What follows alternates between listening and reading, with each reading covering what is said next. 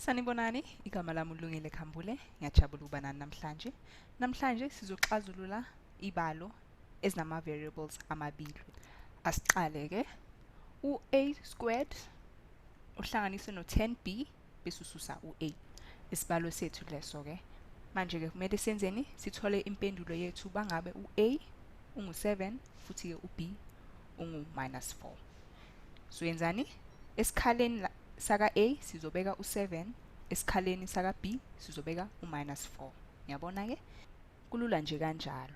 Asiqale ke sibhale isibalo sethu esisha. Sizothi 7 squared sihlanganise no 10 phela esikhaleni saka B sofakani u-4. Yakhumbula? Phela sebasinikezile ukuthi sibhale u-4 esikhaleni saka B. So bhala ke -4 bese ke sisusa u-8.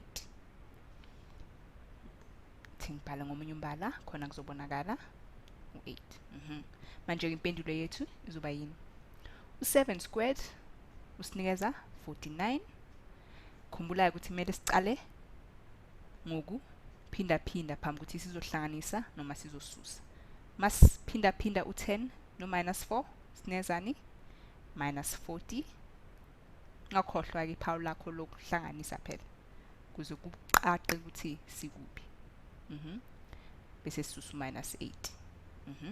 49 plus -40 kuyafana nokuthi 49 minus 40. U49 minus 40 kusala u9, masisusa u8 kusalani 1. Nayo ke impendulo yethu. Sesikwazile ke ukufaka u7 esikhaleni saka A futhi siyakwazi ukufaka u-4 esikhaleni sa B, sathola impendulo yethu yasinikeza u1. Ngiyathemba lokhu kusizile kuze sibonane futhi. Bye bye.